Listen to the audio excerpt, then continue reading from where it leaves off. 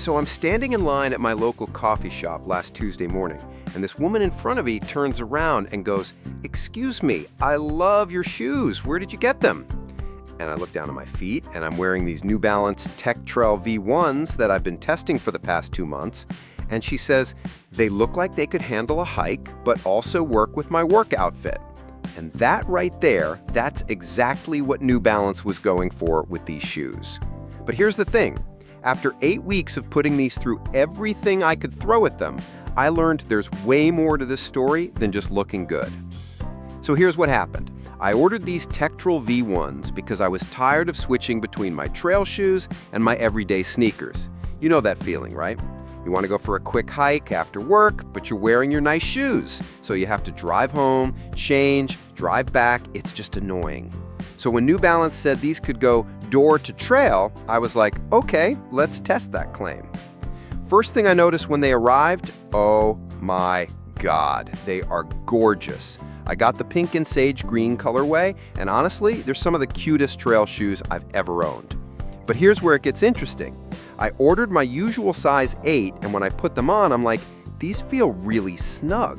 And not just new shoe snug, like uncomfortably tight. So I'm texting my friend Lisa, you guys know Lisa, she's in my hiking group, and she immediately goes, "Oh no, did you size up?" Apparently this is like common knowledge in the New Balance world that I completely missed. These things run small, like really small. I had to exchange for an 8.5, and honestly, I probably could have gone with a 9. But once I got the sizing right, okay, so let me tell you about my first real test. I decided to wear these for what I call my ultimate versatility challenge. I put them on at 6 a.m. for my morning trail run. Nothing crazy, just a 5K loop through the local nature preserve. Then I wore them all day. Errands, grocery shopping, picked up my nephew from school, and ended up going to dinner with friends that evening. 12 hours total, and my feet felt amazing. The cushioning in these shoes is what New Balance calls Dynasoft, and it's this interesting middle ground. It's not like those super bouncy Hoka shoes that feel like trampolines. It's not flat and minimal either.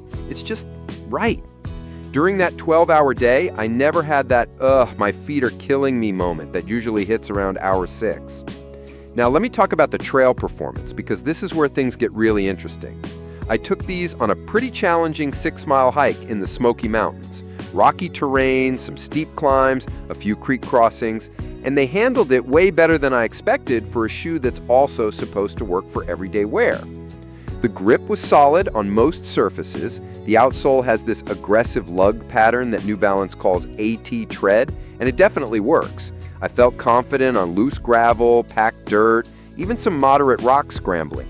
But, and this is important, when I hit some wet rocks near a waterfall, I definitely had to be more careful. They're not going to give you the same confidence as a hardcore technical trail shoe on sketchy terrain.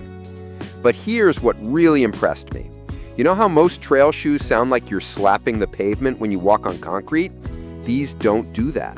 The transition from trail to sidewalk to grocery store floor was seamless. No weird clunking sounds, no feeling like I was wearing the wrong shoes for the environment. Actually, let me back up and tell you about something that happened during week 3 of testing. I'm at the gym, doing my usual workout, and I realize I'm still wearing these from my morning hike. And they worked perfectly for that too. Treadmill, weights, stretching, they felt completely appropriate. That's when it hit me that New Balance actually delivered on this whole door-to-trail concept. But let's be honest about the limitations, because there are some. Remember how I mentioned they're really pretty? Well, that light pink colorway shows everything. After my first muddy trail run, they looked like they'd been through a war zone. The good news is they clean up well with just soap and water, but you're definitely going to be cleaning them regularly if you care about keeping them looking fresh.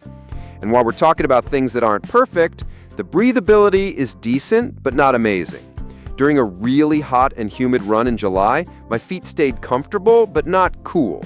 If you're someone who tends to get really hot feet, you might want something with more ventilation. Now let's talk about value, because at $80, these aren't the cheapest shoes you can buy, but they're not expensive either. I've been tracking my mileage, and I'm at about 150 miles of mixed use, trails, roads, everyday walking, and they're showing minimal wear.